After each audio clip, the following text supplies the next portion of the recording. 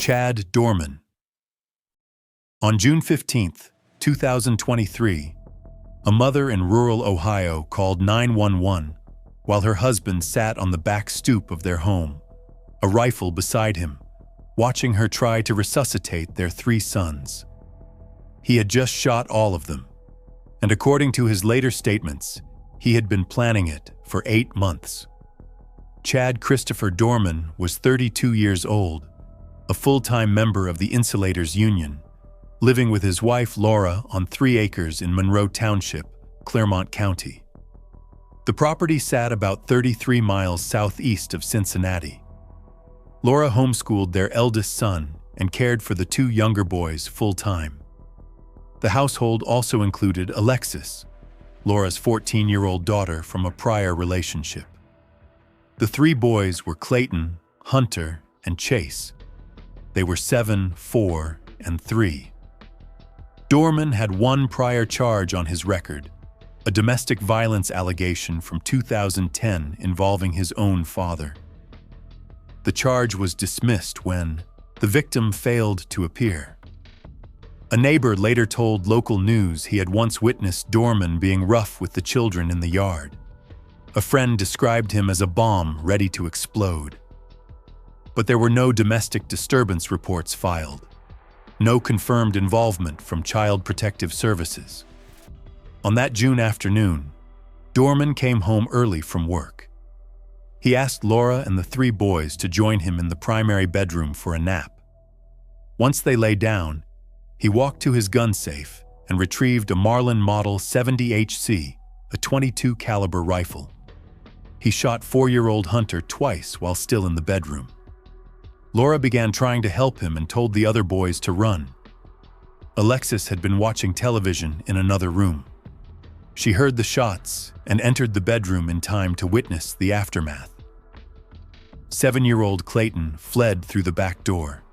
Alexis ran after him, telling him to keep running. Dorman pursued Clayton into a nearby field. He shot the boy from behind multiple times, then fired point blank. He carried Clayton's body back toward the house. Alexis re-entered to grab 3-year-old Chase. She tried to flee toward the road, but Dorman followed and aimed the rifle at her, demanding she put the child down. When he pulled the trigger, the gun was empty. Chase ran to his mother. Alexis escaped and flagged down a passing vehicle, then ran toward the Monroe Township Fire Department.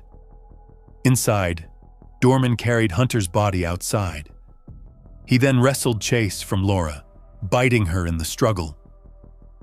Laura grabbed the rifle barrel, but Dorman fired, the round passing through her thumb. She dropped Chase, and Dorman shot the 3-year-old once in the head. He laid Chase's body next to his brother's in the yard. Then he sat on the side stoop and watched as Laura attempted CPR on all 3 boys. In total, he discharged the rifle 9 times. Clayton and Hunter were each struck 4 times, Chase once.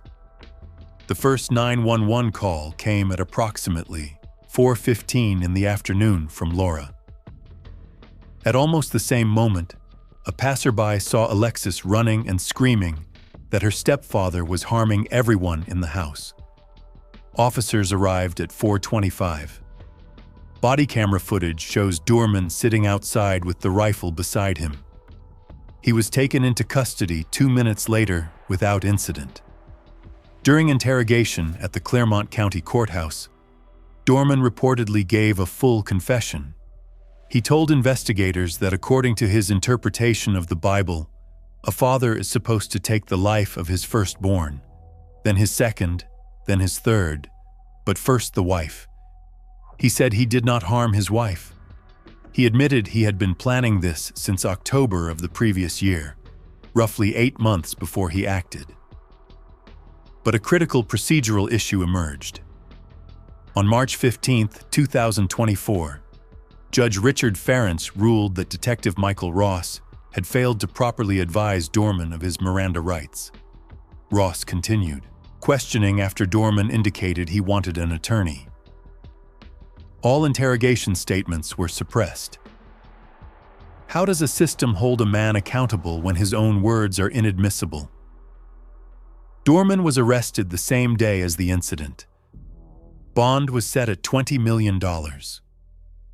A grand jury returned a 21-count indictment, including 9 counts of aggravated taking of life, 8 counts of kidnapping, and 4 counts of felonious assault.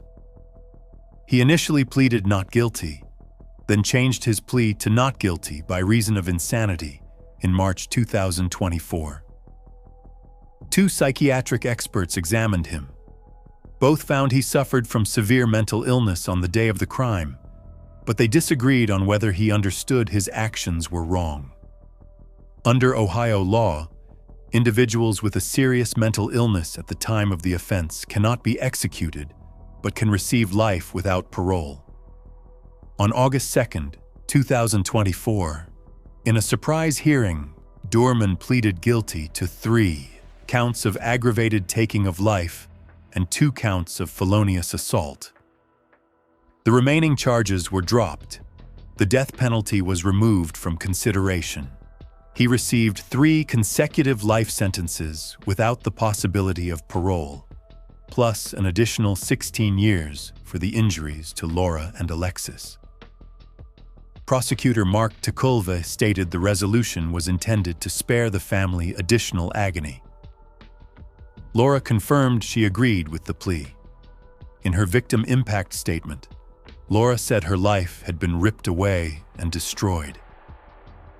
Alexis addressed Dorman directly, telling him he had given her an amazing life and that she would never in a million years forgive him for what he had done.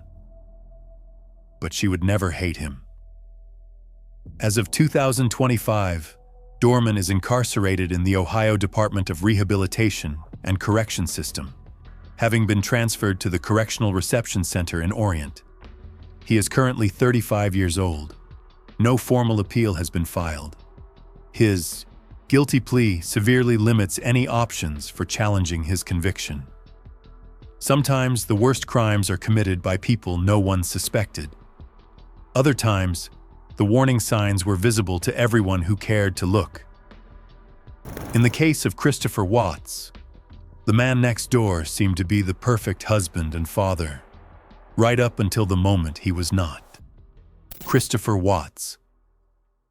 In August 2018, a pregnant mother and her 2 young daughters vanished from their home in Frederick, Colorado. Their husband and father appeared on the local news, pleading for their safe return. Within 48 hours, he had confessed. Within 3 months, he would be sentenced to 5 life terms. But it would take a prison interview months later before the full truth emerged about what happened inside that house and at a remote oil site in Weld County. Christopher Lee Watts was 33 years old, an operator at Anadarko Petroleum earning roughly $61,500 a year. His wife, Shanann, worked from home as a sales representative for a multi-level marketing company called Lavelle, promoting their Thrive product line. They lived in a 5-bedroom home valued at approximately $400,000, about 30 miles north of Denver. In June 2015, the couple had filed for Chapter 7, bankruptcy, claiming nearly $450,000 in liabilities. The family included 2 daughters. Bella was 4. Celeste, called Cece, was 3. Shanann was 15 weeks pregnant with a boy they had already named Nico Lee. In late June 2018, just weeks before everything fell apart, Watts began an affair with a 30-year-old co-worker named Nicole Kessinger. By July, Shanann was texting him that she had realized what was missing in their relationship. It was only one-way emotions and feelings. Watts had no prior criminal record. Friends described him as quiet, soft-spoken, a seemingly devoted father. Nothing in his history suggested what he was capable of. On August 13th, Shanann returned home from a business trip in Arizona at approximately 1:48 in the morning. Her friend Nicole Atkinson dropped her off. According to the confession Watts gave in prison months later, he told Shanann he wanted a separation. She responded that he would never see the children again. He strangled her with his bare hands while she lay in bed. The district attorney later stated this was deliberate and lasted at least 2 minutes. 4-year-old Bella walked into the room and asked what had happened to her mother. Watts told her Shanann was sick. He loaded Shanann's body into his Anadarko work truck. The children were still alive. He drove approximately 45 minutes to a remote oil work site designated CERVI 319. He buried Shanann in a shallow grave. Then he smothered 3-year-old Celeste with her own blanket. He returned to the truck where Bella, who had witnessed what happened to her sister, asked him a question. She asked if the same thing was going to happen to her as Cece.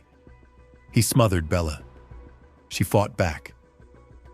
The autopsy found injuries to the tissue inside her lip, bite marks on her tongue, and scratch marks on her body. He forced both girls' bodies through 8-inch diameter hatch openings of crude oil storage tanks. Investigators would later find tufts of hair on one of the openings. That same day, Watts called the daughter's school to say they would no longer be attending. He contacted a realtor about selling the family home. He searched online for jewelry and vacation destinations connected to Kessinger. Later on August 13th, Nicole Atkinson reported Shanann missing after she failed to show up for a doctor's appointment and a business meeting. Atkinson went to the house around 12:10 in the afternoon. When no one answered, she called police. On August 14th, Watts appeared on Denver 7 in an interview on his front porch, pleading for his family's return. The appearance would later become infamous for his body language, which struck many viewers as suspicious. On August 15th, the FBI joined the investigation and administered a polygraph examination. Watts failed. After the results came back, he confessed to his father, then to authorities. But his initial story was a lie. He claimed Shanann had harmed the girls and that he took her life in a rage. Investigators did not believe him. He was arrested at approximately 11:30 that night. The bodies were recovered the next day at the CERVI 319 site. Key evidence included security camera footage from a neighbor showing Watts loading items into his truck at 5 in the morning, GPS tracking data, cell phone records, and Kessinger's testimony. What drives a man to destroy everyone who loves him for the promise of a new life with someone else? On August 21st, 2018, Watts was charged with 5 counts of first-degree taking of life, including 2 counts involving children under 12, by a person in a position of trust. He also faced 1 count of unlawful termination of a pregnancy and 3 counts of tampering with deceased remains. On November 6, 2018, Watts pleaded guilty to all 9 counts. The death penalty was removed at the request of Shanann's family. The district attorney cited Colorado's complicated death penalty landscape as a factor in the decision. Sentencing occurred on November 19th. Watts received 3 consecutive life sentences without parole, 2 concurrent life sentences, plus 48 years for unlawful termination of pregnancy and 36 years for tampering. The total came to 5 life sentences plus 84 years with no possibility of parole. Judge Marcelo Kopchow called it the most inhumane and vicious crime he had ever handled out of thousands of cases. Shanann's father, Frank Zuchek, called Watts a heartless monster who had taken them out like trash. As of 2025, Watts is incarcerated at Dodge Correctional Institution, a maximum security prison in Waupun, Wisconsin. He was transferred there in December 2018 due to security concerns. He is currently 40 years old. He works as a custodian, has reportedly turned to religion and keeps photographs of his family in his cell. He has received 2 conduct reports. He has no possibility of parole and has filed no formal appeal. The Netflix documentary American Murder: The Family Next Door, released in 2020, became one of the most watched true crime documentaries on the platform. A 2,000-page discovery document was released publicly after sentencing. Watts destroyed his family for an affair. Robert Farquharson, according to prosecutors, did it for revenge against the woman who left him, and the method he chose would spark one of the most contentious trials in Australian legal history. Robert Farquharson. On Father's Day 2005, a white sedan veered off a highway in rural Victoria, Australia, crashed through a farm fence, and plunged into a water-filled quarry. 3 young boys drowned in the back seat. Their father escaped. And for nearly 2 decades, the question of whether it was an accident or an act of revenge has divided a nation. Robert Donald William Farquharson was 36 years old, living in Winchelsea, a small regional town between Geelong and the Great Ocean Road. He had separated from his partner, Cindy Gambino, in 2004 after marrying in 2000. Their 3 sons were Jai, Tyler, and Bailey, ages 10, 7, and 2. Farquharson had been diagnosed with avoidant personality disorder and depression. He had been prescribed antidepressants. In 1996, he had taken a redundancy package and bought a lawn mowing franchise, losing approximately 40,000 Australian dollars. A prosecution witness named Greg King would later testify that 2 months before the incident, Farquharson had spoken of wanting revenge on his ex-wife. He wanted to take away the things that meant the most to her. On September 4th, 2005, at approximately 7 in the evening, Farquharson was driving his 1989 VN Holden Commodore along the Prince's Highway. He was returning the boys to their mother after a Father's Day access visit. The vehicle veered across the highway, crashed through a fence, and plunged into a disused quarry that had filled with water over the years. The depth was 7.4 meters. The 3 boys were unable to free themselves. They drowned. Farquharson escaped the vehicle and flagged down a motorist named Shane Atkinson. Atkinson would later testify to a critical detail.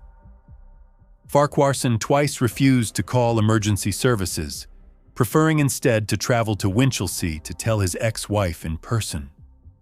Police divers recovered the boys' bodies at approximately 2 in the morning on September 5th. The evidence painted a troubling picture. Jai's body was found protruding halfway out of the front passenger door, suggesting the older boys had tried to free themselves and the younger children. The vehicle's headlights, heater, and ignition were all in the off position. There was no evidence of braking. A police sergeant testified that the steering wheel would have required a 220-degree turn to veer as it did. Farquharson was arrested on December 14, 2005, and charged with 3 counts of taking the lives of his children. His defense was built on a rare medical condition called cough syncope, a fainting spell triggered by severe coughing. He claimed he had blacked out at the wheel. Could a man really lose consciousness at the precise moment his car was pointed toward a body of water deep enough to trap his children? The first trial ran from August to October 2007. Cindy Gambino testified for the defense, stating that she believed with all her heart it was just an accident. On October 5th, Farquharson was found guilty. On November 16th, he was sentenced to 3 terms of life imprisonment without parole. But the case was far from over. On December 17th, 2009, the Court of Appeal unanimously overturned the conviction. The judges cited concerns about the trial judge, prosecution conduct, and the reliability of witness Greg King. Farquharson was released on bail, A retrial began in May 2010. On July 22nd, he was found guilty again. On October 15th, he was sentenced to life imprisonment with a 33-year non-parole period, making him eligible for release consideration around 2043. The Victorian Court of Appeal rejected his subsequent appeal. The High Court of Australia denied special leave to appeal in 2013. As of 2025, Farquharson remains incarcerated at Barwon Prison, a maximum security facility in Victoria, housed in a protection unit. He is currently 56 or 57 years old. In 2024, two significant media investigations challenged the conviction. A 60 Minutes Australia segment featured the CEO of the Australian Academy of Science, who stated that the science used to convict Robert Farquharson had not passed a reliability test. A 5-part podcast called Trial by Water, produced by The Age and Sydney Morning Herald, raised further questions. Farquharson has prepared a fresh appeal under Victoria's 2019 Justice Legislation Amendment Act. The appeal was ongoing as of late 2025. Cindy Gambino, who initially believed Farquharson was innocent but later changed her mind, passed away in May 2022 at age 50. The acclaimed author Helen Garner chronicled the case in her 2014 book This House of Grief, which remains the definitive literary account. Farquharson's case remains contested, the science debated, the truth still in dispute. But there was nothing ambiguous about what happened inside a council house in Derby, England, in May 2012. Mick Philpott set a fire that took the lives of 6 children, and he did it to win a custody battle. Mick Philpott. In the early hours of May 11, 2012, flames engulfed a 3-bedroom council house in Allenton, Derby. 6 children were asleep upstairs. The only escape route had been doused with petrol. By the time firefighters arrived, temperatures inside had approached 537 degrees Celsius. 5 children were pronounced dead at the scene. A 6th would pass away in hospital 2 days later. The man who set the fire was their father, and his motive was as calculated as it was senseless. Michael Philpott was 55 years old, unemployed, and a former soldier discharged from the British Army in 1991. He had an extensive criminal history stretching back decades. At age 21, he had stabbed his 17-year-old girlfriend Kim Hill over a dozen times after she tried to leave him. Before that, he had shot her with a crossbow and cracked her kneecap with a hammer. He was convicted of attempted taking of life and served just 3 years and 2 months of a 7-year sentence. At the time of the fire, Philpott lived with his wife Mered and their 5 children, plus Mered's son Duane from a previous relationship. Until February 2012, his mistress Lisa Willis had also lived in the household. She had moved in with the family in 2002 and had 4 children with Philpott. At various points, up to 11 children occupied the 3-bedroom home. Over his lifetime, Philpott fathered 17 children by 5 women. Both Willis and Mered worked, and their earnings were paid directly into Philpott's bank account. In February 2012, Willis left the household and took her 5 children with her. This cost Philpott approximately £1,000 per month in lost welfare payments. A custody court hearing was scheduled for the morning of May 11th, the day of the fire. At approximately 3 in the morning, Philpott, Mered, and a friend named Paul Mosley poured petrol on the hallway floor. The hallway was the only escape route for the children sleeping upstairs. Mosley removed the petrol containers. At approximately 3:30, Philpott ignited the fuel. The plan was for Philpott to rescue the children, emerge as a hero and blame the fire on Lisa Willis. He hoped to win the custody battle and possibly frame Willis for arson. The fire spread far faster than anticipated. The PVC front door melted. Flames surged up the staircase. All the bedroom doors had been left open, allowing smoke to flood every room. Philpott was unable to reach the children. 6 children lost their lives to smoke inhalation. Jade was 10. John was 9. Jack was 7 or 8. Jesse was 6. Jaden was 5. Duane was 13. How does a father look at his sleeping children and calculate their lives against £1,000 a month? On May 16, 2012, Philpott held an emotional press conference appealing for public help. Investigators were already suspicious. Police placed listening devices in the hotel room where the Philpotts were staying, capturing evidence confirming their involvement. Petrol residue was found on the clothing of all 3 defendants. They were arrested on May 28 and charged 2 days later. The trial began February 12, 2013, at Nottingham Crown Court. The jury was not informed of Philpott's 1978 conviction during the proceedings. On April 2nd, all 3 defendants were found guilty of 6 counts of manslaughter. The prosecution accepted they had not intended for the children to die. On April 4, 2013, sentences were handed down. Mick Philpott received life imprisonment with a minimum tariff of 15 years. Mered Philpott and Paul Mosley each received 17 years. Mrs. Justice Thirlwall called Philpott a disturbingly dangerous man with no moral compass.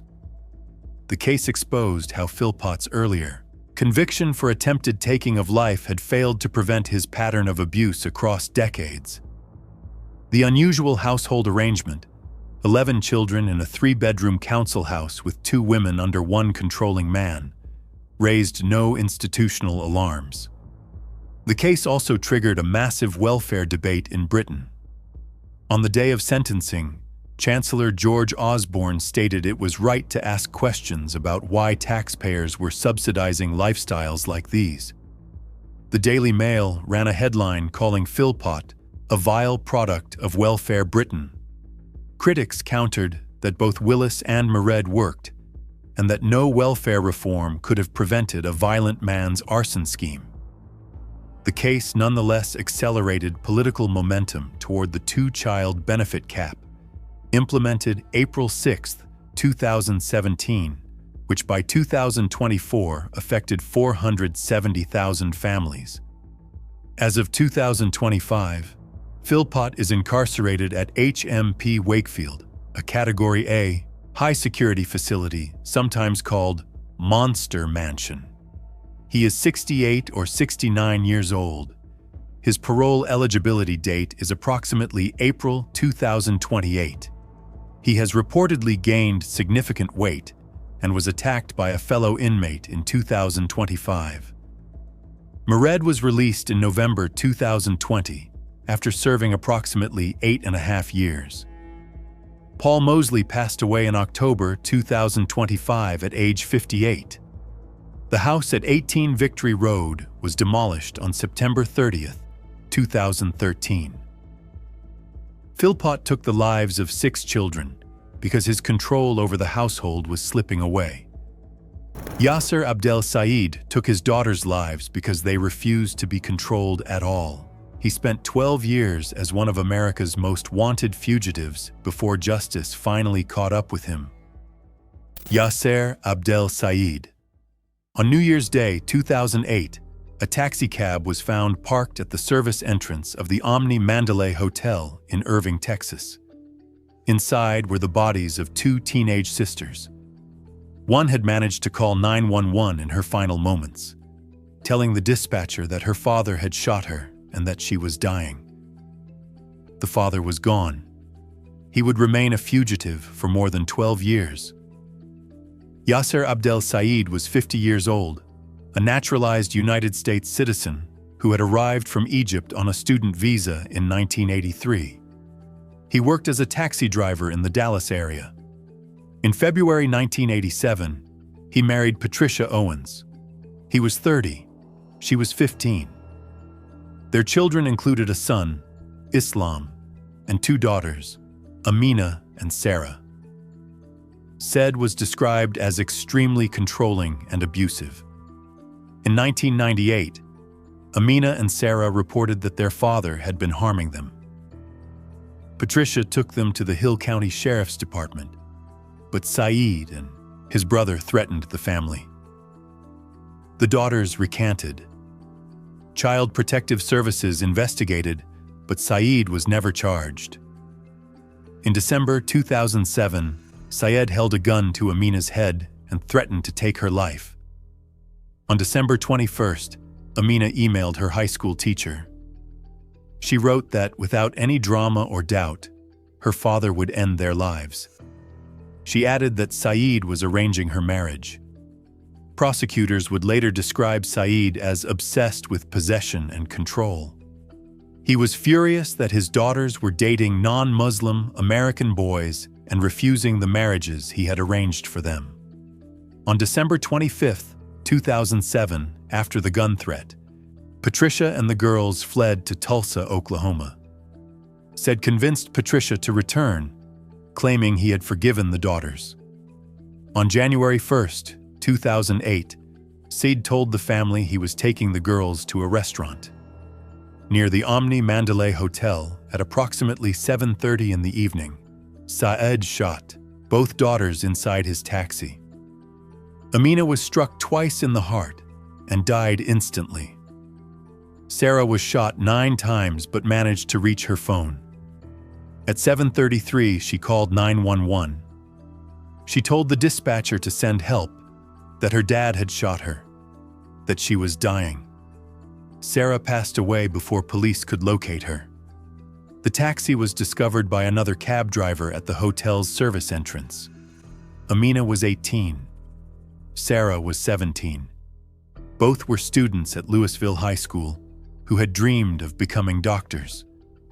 What chance did 2 teenage girls have when every institution meant to protect them, police, child services, their own mother, failed to recognize the danger standing right in front of them?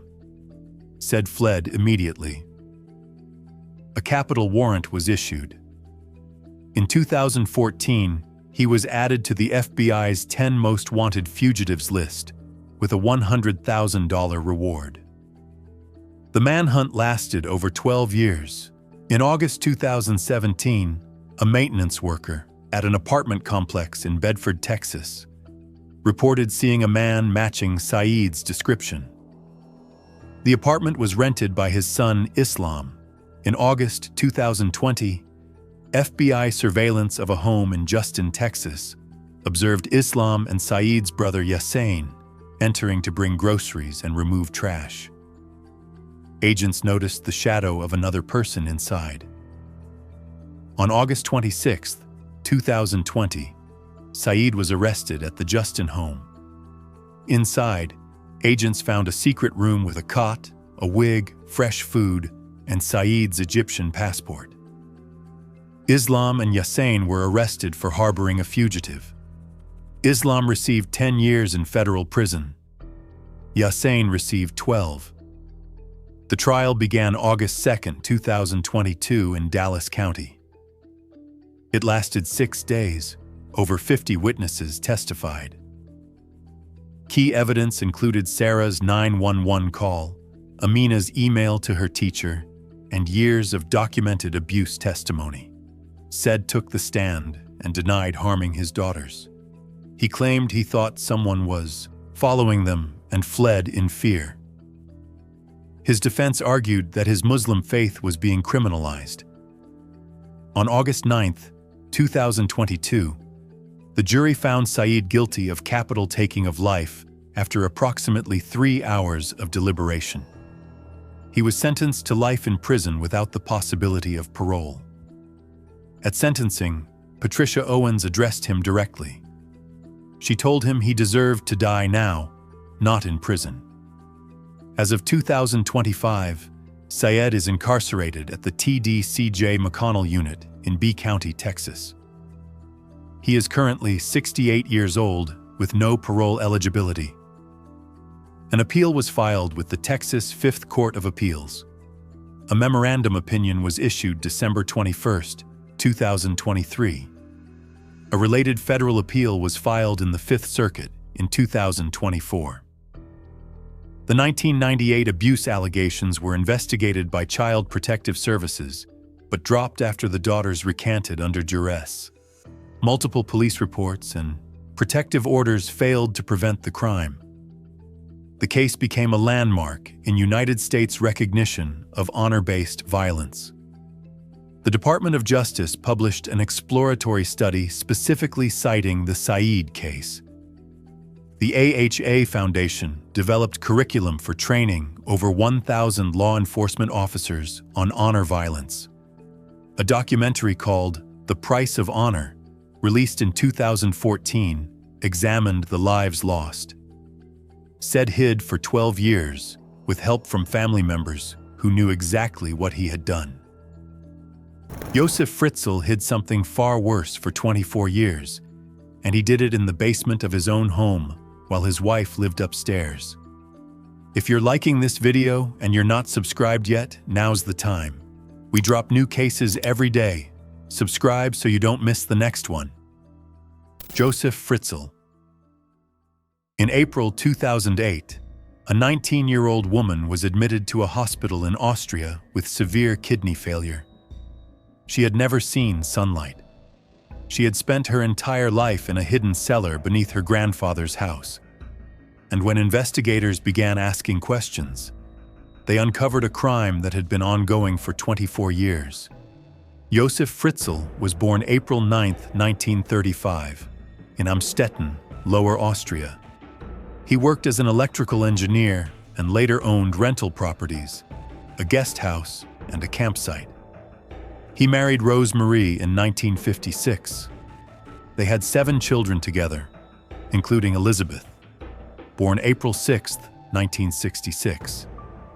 In 1967, Fritzl was convicted of assaulting a 24-year-old nurse and sentenced to 18 months, serving 12. Under Austrian law at the time, his criminal record was expunged after 15 years. This meant social services never discovered it when he later applied to foster Elizabeth's children. Fritzl reportedly began abusing Elizabeth during her childhood. She attempted to run away in January 1983. Police found her within 3 weeks and returned her to her parents. A forensic psychiatrist would later diagnose Fritzl with a severe combined personality disorder. On August 28, 1984, Fritzl lured 18-year-old Elizabeth to the basement under the pretext of carrying a door. He rendered her unconscious with an ether-soaked towel and confined her in a hidden cellar chamber. He forced her to write letters claiming she had run away to join a cult. For 24 years, Fritzl held Elizabeth captive in a space originally approximately 35 square meters, later expanded to 55 square meters. The captives were forced to dig out soil with their bare hands to enlarge the space. The cellar was sealed by a concealed, electronically locked door weighing between 300 and 500 kilograms. There was no natural light and minimal ventilation. Fritzl controlled all access with electronic codes. Elizabeth gave birth 7 times in captivity without medical assistance. 3 children, Kirsten, Stefan, and Felix, were raised in the cellar and never saw sunlight. 3 others, Lisa, Monica, and Alexander, were removed as infants and brought upstairs, where Fritzl and Rosemarie raised them as foundlings with forged letters.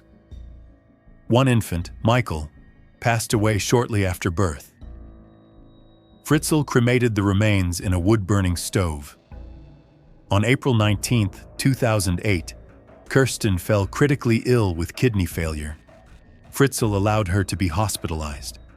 Staff found his story puzzling and alerted police. On April 26th, Fritzl released Elizabeth and her 2 sons from the cellar. Elizabeth told investigators her full story over 2 hours after being promised she would never have to see her father again. On April 29th, DNA evidence confirmed Fritzl as the biological father of all of Elizabeth's children. How does a man maintain a double life for nearly a quarter century while building inspectors, neighbors, and his own wife live within meters of the hidden room? The trial began March 16, 2009, in St. Pölten. On the second day, Elizabeth attended in disguise. Her videotaped testimony was played. Fritzl recognized her and reportedly went pale and broke down. On the third day, he changed his pleas to guilty on all charges, including negligent taking of life, assault, incest, kidnapping, false imprisonment, enslavement, and coercion. He received life imprisonment with placement in a secure psychiatric institution. No possibility of parole for 15 years, with earliest eligibility in 2024. Fritzl accepted the sentence and did not appeal. As of 2025, Fritzl is 90 years old and incarcerated at Stein Prison in Kremstein. In January 2024, he applied for release to a nursing home. The request was rejected, but transfer to regular prison was approved. In May 2024, a court again ruled for transfer to regular prison, but explicitly stated that conditional release was not possible for special preventive reasons. He reportedly suffers from dementia and at times believes he is a pop star. Elizabeth lives under a new identity in an undisclosed Austrian location, under constant surveillance. She has declined all interviews and has had no contact with her father since his imprisonment. Building inspectors in 1983 failed to discover the illegally enlarged, hidden spaces. Fritzl's expunged conviction meant social services had no access to his criminal history when approving foster placement for Elizabeth's children. No one questioned how 3 infant grandchildren appeared at the Fritzl doorstep over the years. Austria subsequently introduced mandatory child safety checks and enhanced interagency coordination for disappearances. Fritzl's crimes remained hidden because no one thought to look. In New Hampshire, child welfare workers did look into the home of Adam Montgomery. They saw bruises, they saw warning signs, and then they closed the case. Adam Montgomery. In late 2021, a mother in Massachusetts filed a missing persons report for her 5-year-old daughter. Police in New Hampshire held a press conference asking for the public's help. The child's name was Harmony Montgomery. She had not been seen by anyone outside her family for 2 years, and the last person who was supposed to protect her was the one who took her life. Adam Montgomery was 29 years old at the time of the crime and 34 at trial. He lived in Manchester, New Hampshire. His victim was his biological daughter, Harmony Renee Montgomery, born June 7, 2014. Montgomery had an extensive criminal history, with 21 entries in New Hampshire alone, including possessing a weapon at school in 2006, threatening a teenager with a knife in 2007, armed robbery and stabbing a teenager in 2008, and in 2014, shooting a man in the head during a drug transaction in Massachusetts. For that crime, he received only 18 months. The governor would later call him a monstrous drug dealer. Despite this record, in February 2019, a Massachusetts juvenile court judge awarded Adam full custody of 5-year-old Harmony, who had been in child welfare custody since she was 2 months old. Adam had spent only approximately 40 total hours with Harmony across about 20 supervised visits. The custody transfer crossed state lines without compliance with the Interstate Compact on the placement of children. Harmony was legally blind in one eye, a special need that was never verified. Multiple abuse reports were received by New Hampshire Child Welfare starting July 2019. The assigned worker, Dimitrios Tsaros, had been Adam's youth counselor and had his own conviction for domestic violence. Tsaros failed to interview Harmony, failed to contact police, and closed the case as unfounded on October 17, 2019, 6 weeks before Harmony's passing. The family was living in their car after eviction. While driving from a methadone clinic in early December 2019, Adam became enraged because Harmony was having bathroom accidents. According to testimony from Kayla Montgomery, Adam's wife, he turned around at stoplights and repeatedly struck Harmony in the face and head. After the final blow, he said he felt something or heard something. When the car broke down, they discovered Harmony had passed away in the back seat. Adam concealed her remains for months in a duffel bag, a cooler, a closet, and a walk-in cooler. On March 4, 2020, he rented a truck and disposed of the remains along a 26-mile route into Massachusetts. Harmony's body has never been found. He told everyone she had gone to live with her mother. For nearly 2 years, Child Welfare accepted Adam's claim without verification. A single phone call attempt to the mother went unanswered and was never followed up.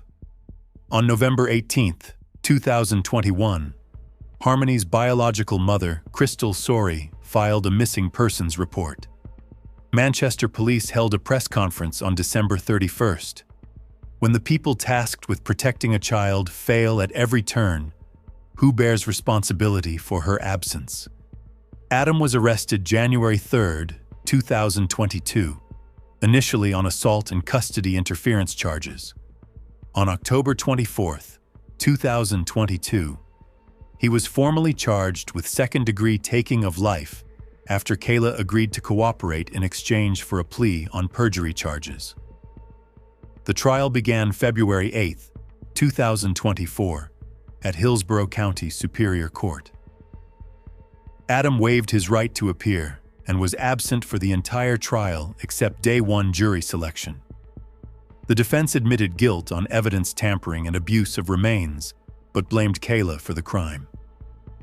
Kayla was the prosecution's star witness, corroborated by physical evidence and multiple witnesses. On February 22, 2024, the jury found Montgomery guilty on all 5 counts after approximately 7 hours of deliberation.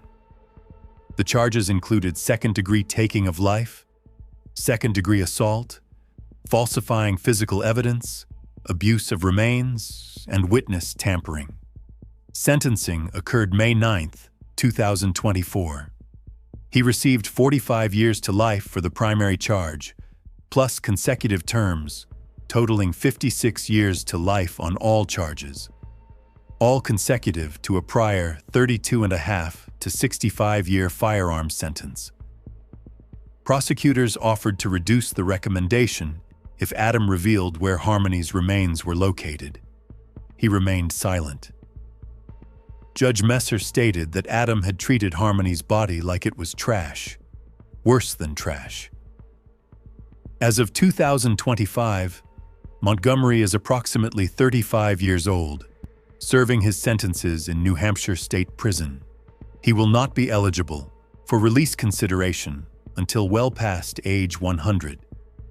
An appeal was filed to the New Hampshire Supreme Court, with oral arguments heard October 15, 2025. Even if the conviction were overturned, he remains incarcerated on firearms convictions for decades. Crystal Sorey settled a wrongful death lawsuit with the state for $2.25 million in May 2025.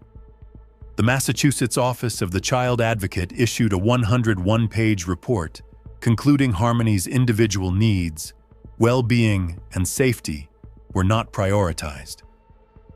New Hampshire has paid over $10 million in total settlements for children who passed away after prior child welfare interactions since 2011. Harmony was one of at least 9. Montgomery hid what he did because no one was watching closely enough. Irfan Sharif fled to another country and left behind a confession note next to his daughter's body. Irfan Sharif. On August 10, 2023, police in Surrey, England, received a 911 call from a man who had just landed in Pakistan. He told the dispatcher he had taken his daughter's life by beating her too much. When officers arrived at the family home in Woking, they found the body of a 10-year-old girl in a bunk bed under a blanket. A handwritten note lay beside her. Irfan Sharif was 41 years old, a Pakistani-born taxi driver who had moved to the United Kingdom from Jhelum in 2001. He lived on Hammond Road in Woking, Surrey, with his partner Bainash Batul and his brother Faisal Malik. His victim was his biological daughter, Sarah Sharif, born January 11, 2013, in Slough. Sarah's mother was Olga Domin, a Polish national. Irfan and Olga separated in 2015. Irfan had a documented history of domestic abuse against multiple partners, including an arrest in 2010 for assault. Sarah's family was first known to Surrey Children's Services in 2010. Child protection plans were issued, interim care orders sought, and Sarah was placed on a protection plan at birth. She spent her first days in foster care before being returned to her parents under supervision. In 2015, Irfan and Batul were granted custody after a welfare report conducted by a newly qualified social worker who did not see the safeguarding letter detailing Irfan's domestic abuse history. In March 2023, Sarah returned to school with a golf ball-sized bruise on her cheek and bruising to her eye and chin. The school referred her to social services. Surrey Council closed the investigation within 6 days without contacting police, accepting Irfan's explanation. In April 2023, Irfan withdrew Sarah from school to be homeschooled, removing her from all oversight. A planned home education visit went to the wrong address due to a data entry error. A follow-up was scheduled for September. Sarah was gone by August. Sarah had suffered at least 2 years of escalating abuse, including beatings with hands, a cricket bat, a metal pole, and a vacuum cleaner. She had burns from a domestic iron. She had been bound with packing tape. She had been restrained using homemade hoods. She had at least 6 human bite marks on her body. She was made to wear a hijab from age 8 to conceal bruising. At the time of her passing, Sarah had approximately 100 separate internal and external injuries, including traumatic brain injury, 25 broken bones, a fractured hyoid bone, and extensive iron burn wounds. The cause was recorded as complications from multiple injuries and neglect. After Sarah passed away on August 8th, Irfan left a handwritten note beside her body stating that he had taken his daughter's life by beating her, that it was not his intention, but he had lost control. On August 9th, the family departed for Islamabad on British Airways, leaving Sarah's body in a bunk bed under a blanket. At approximately 2:50 in the morning on August 10th, UK time, shortly after the Pakistan flight landed, Irfan called emergency services. When a child's bruises are documented by teachers, reported to authorities, and still no one intervenes. What protection does the word safeguarding actually provide? An international search was launched. On September 13, 2023, Irfan, Batul, and Malik voluntarily returned to the United Kingdom and were arrested at Gatwick Airport. The trial began October 7, 2024, at the Old Bailey and lasted approximately 10 weeks. 3 weeks in, Irfan dramatically reversed his position, admitting he had tied Sarah with tape and struck her with a cricket bat and metal pole. He called himself the worst parent on the planet, but continued to deny the bite marks and burns. Among the most devastating evidence was a short story Sarah had written describing Batul as a queen who is beautiful and young. She had written a birthday card to Irfan saying she loved him. She had written an apology note asking forgiveness for answering back. Video from 2 days before her passing showed Sarah dancing despite multiple broken bones. Verdicts were delivered December 11th, 2024. Irfan Sharif was found guilty of taking Sarah's life. Baynash Batul was found guilty of taking Sarah's life. Faisal Malik was found not guilty of taking Sarah's life, but guilty of causing or allowing harm to a child. Sentencing occurred December 17th. Irfan received life imprisonment with a minimum of 40 years. Batul received life with a minimum of 33 years. Malik received 16 years. Mr. Justice Kavanaugh called it the torture of this small child and said none of the defendants showed a shred of remorse. In January 2025, the Solicitor General referred Irfan's sentence to the Court of Appeal seeking a whole life order. In March 2025, the Court of Appeal upheld all sentences as not unduly lenient. On January 1, 2025, Irfan was attacked by 2 inmates at HMP Belmarsh, who slashed his neck and face with a jagged tuna can lid. He was subsequently transferred to HMP Franklin under heavy security. He is currently 43 or 44 years old. Batul is at HMP Bronzefield. Sarah was buried in eastern Poland, near her mother's village under her mother's surname. The Surrey Safeguarding Children Partnership published a 62-page review in November 2025, identifying catastrophic multi-agency failures. The review concluded the crime was avoidable and preventable. The case directly prompted the Children's Well-Being and Schools Bill, introduced December 17, 2024, establishing a national register of children not in school and requiring local authority consent before withdrawing children when safeguarding concerns exist. The bill passed its House of Lords second reading on May 1, 2025. Sharif fled the country, but eventually returned. John List also fled, but he managed to disappear completely for 18 years, living under a new name, building a new life, until a forensic sculptor's clay bust brought him back. John List. On a November evening in 1971, a man in Westfield, New Jersey, tuned the intercom system in his 19-room Victorian mansion to a religious radio station, lowered the thermostat, turned on every light in the house, and drove to the airport. Behind him, in the ballroom, lay the bodies of his wife, his mother, and his 3 children. It would be almost a month before anyone found them, and almost 2 decades before anyone found him. John Emil List was born September 17, 1925, in Bay City, Michigan. He was 46 years old at the time of the crime.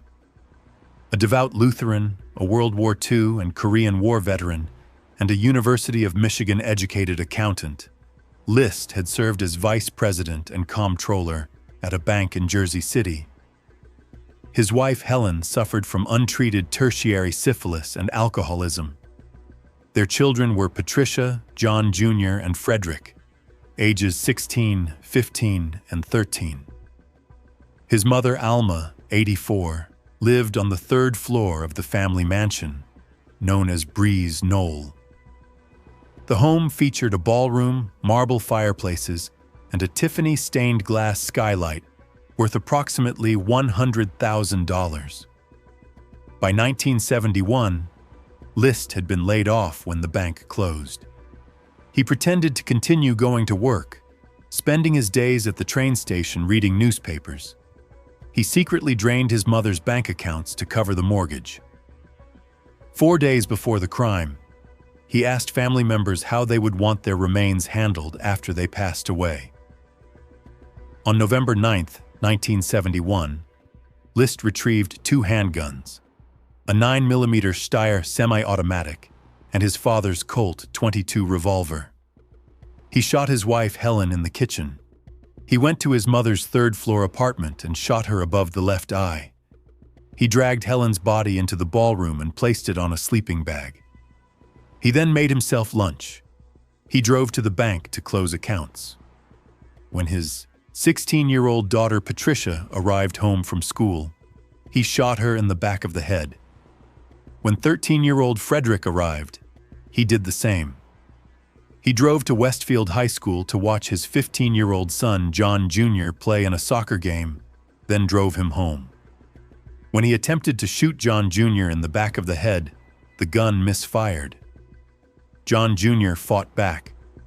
List ultimately shot him approximately 10 times. He placed the body with the others in the ballroom. He wrote a 5-page confession letter to his pastor, explaining he had taken their lives to save their souls and ensure they went to heaven. He cut his own image from all family photographs. He tuned the radio to religious music, lowered the thermostat, stopped all deliveries, and sent notes to the schools claiming the family was visiting a sick grandmother in North Carolina. Can a man truly believe he is saving his family's souls while methodically planning their destruction?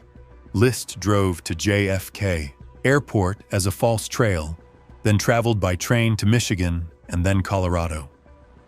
He assumed the name Robert Peter Clark and rebuilt his life as an accountant in Denver. He joined a Lutheran congregation, ran a carpool, and in 1985 married a woman named Dolores Miller, who had no knowledge of his past. In 1988, they moved to Midlothian, Virginia. The bodies were discovered on December 7, 1971, nearly a month after the crime, when neighbors noticed lights burning constantly and grew concerned. Officers found organ music still playing and the 5-page confession letter labeled to the finder. In May 1989, the television program America's Most Wanted featured the case. Forensic sculptor Frank Bender created an age-progressed clay bust of what List might look like at age 63. The bust depicted him with a receding hairline, sagging jaws, and thick-framed glasses. It bore a remarkably close resemblance to List's actual appearance. A former Denver neighbor named Wanda Flannery recognized the bust and contacted the tip line. Just 11 days after the broadcast, on June 1, 1989, FBI agents arrested List at his accounting firm in Richmond, Virginia. He insisted he was Bob Clark for months before confessing his true identity on February 16, 1990, after being confronted with fingerprint evidence. The 1990 trial lasted 7 days. The defense conceded List committed the acts, but argued post-traumatic stress disorder and obsessive-compulsive personality disorder. He claimed religious delusion, that he was sending them to heaven. The prosecution called him cruel and calculating to the point of evil. On April 12, 1990, List was found guilty on 5 counts of first-degree taking of life. On May 1, 1990, he received 5 consecutive terms of life imprisonment, making him ineligible for parole for approximately 125 years. His appeal, arguing PTSD and pastoral privilege for the confession letter, was rejected. John List passed away on March 21, 2008, at age 82, from complications of pneumonia, while imprisoned at St. Francis Medical Center in Trenton, New Jersey. He never expressed genuine remorse, though in a 2002 interview he stated that he wished he had never done what he did. The case transformed fugitive tracking by demonstrating the effectiveness of forensic age progression and television crime solving. Frank Bender's bust became one of the most famous forensic reconstructions in history. The 1987 film The Stepfather was inspired by the case. The character Kaiser Soze in The Usual Suspects drew partial inspiration from List as well. List hid in plain sight for 18 years by becoming someone else entirely. Mehmet Goran did not run as far, but he buried a secret just as deep. His daughter Tülay has never been found. Mehmet Goran. In January 1999, a 15-year-old girl in North London was preparing to marry the man she loved against her father's wishes. She had run away, she had returned, and then she disappeared. Her body has never been recovered, but a decade later, testimony from beyond the grave would help convict the man who took her life. Mehmet Goran was approximately 38 or 39 years old at the time of the crime. He was a Turkish-Kurdish immigrant who had arrived in the United Kingdom illegally in the mid-1990s from Elbistan, Turkey. The family adhered to the Alevi branch of Islam. His victim was his daughter Tülay Goran, age 15, born March 1983 in Elbistan. Mehmet's wife was Hanim. The couple also had daughters Nure and Hatice and a younger son. Mehmet had a history of extreme violence. He had previously attempted to gas his family in Turkey and had tried to inject his wife with rat poison. Court testimony described him as a psychotic bully who terrorized his family. In summer 1998, Tülay took a job at a clothing factory where she met Halil Ünal, a 30-year-old Turkish Kurd from the Sunni branch of Islam. The relationship between a girl from an Alevi family and a Sunni man was considered deeply dishonorable. In December 1998, Tülay ran away to live with Ünal. The family initially reported her missing, then agreed the pair should marry. A ceremony scheduled for December 21, 1998, could not proceed because Tülay was underage. A new date was set for March 8, 1999, her 16th birthday. In the 10 days before Tülay's passing, she and her family came into contact with police 9 times. She ran away and told officers her father had beaten her and she would rather go into care than return home. Her mother persuaded her to go back. On January 6, 1999, Mehmet forced Tülay to return to the family home. He beat her, tied her hands and feet until they turned purple-black, and drugged her with sleeping tablets. When Hanim found her daughter, Tülay told her not to untie her, that she wanted to die. The next day, Mehmet sent Hanim and the other children to stay with his brother. He told his young son to kiss his sister goodbye, as he would never see her again. Police believe Tülay was either smothered or strangled, then buried temporarily in the back garden before being moved to an unknown location. Her body has never been found. When Hanim returned, Mehmet told her Tülay had run away. Hanim noticed kitchen knives were missing.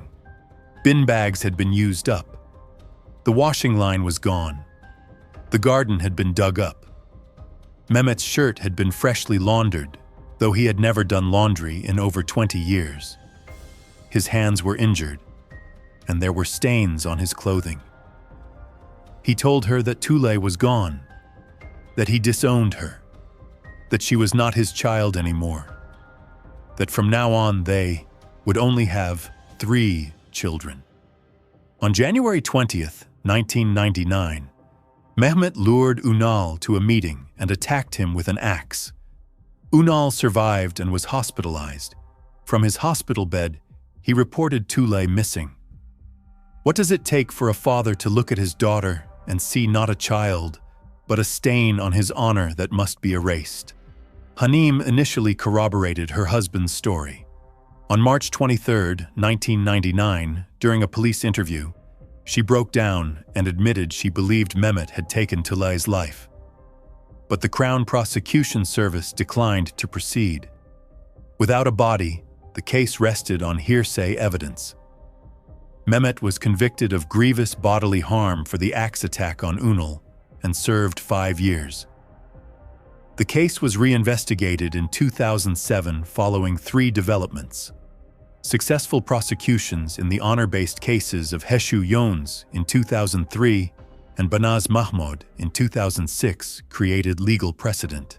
The Criminal Justice Act of 2003 changed the admissibility of hearsay evidence. And daughter Hatice, who had passed away in a 2006 car crash, had given a videotaped police interview describing her father telling her to kiss Tulay goodbye. This became evidence from beyond the grave. Mehmet and his 2 brothers were arrested on November 25, 2008. A 10-week trial at the Old Bailey began October 2009. The prosecution relied on Hanim's testimony, Ünal's testimony from behind a screen, and Hatice's video testimony. In a landmark moment, Professor Yakin Ertürk gave evidence as the first expert witness on honor-based violence in a British court. On December 17, 2009, Mehmet was found guilty of taking Tulay's life. His brothers were acquitted. He was sentenced to life imprisonment with a minimum tariff of 22 years. Justice Bean stated that Mehmet had done all this simply because he regarded it as unacceptable that his daughter, rather than him, should choose the man she wanted to marry. He called the term honor-based taking of life a convenient shorthand, but a grotesque distortion of language. As of 2025, Goran remains incarcerated and is approximately 65 or 66 years old. His 22-year minimum tariff means he would not be eligible for parole consideration until approximately December 2031. Tulay's body has never been found. Mehmet has refused all requests to reveal its location. In April 2012, daughter Nure publicly pleaded for her father to finally disclose the whereabouts of her sister, to allow them to retrieve Tulay so that she may rest in peace. Police had 9 contacts with the family in the 10 days before Tulay's passing, but failed to treat the situation as high risk. Senior officers later admitted telltale signs had been ignored. 2 months passed before police even suspected Tulay had been harmed. The case, alongside those of Heshu Yonez, Banaz Mahmoud, and Shafilea Ahmed, drove significant legislative reform. The Forced Marriage Civil Protection Act of 2007 introduced civil protection orders. The Anti-Social Behavior, Crime and Policing Act of 2014 made forced marriage a specific criminal offense, carrying up to 5 years imprisonment. The Crown Prosecution Service now maintains specific legal guidance on honor-based abuse with mandatory flagging on case management systems. The Forced Marriage Unit was established as a joint Home Office and Foreign Office initiative. UK police now record honor-based abuse as a separate category. Over 11,000 incidents were recorded between 2010 and 2020. Tulay Goran was 15 years old. She wanted to marry the man she loved. Her father decided that wanting something for herself was a crime worthy of the ultimate punishment. 10 fathers, 10 life sentences. And in nearly every case, someone saw the warning signs and failed to act. The institutions meant to protect these families missed their chance, and the ones who paid the price were the ones who could not protect themselves. Thanks for watching. Click here for the next video.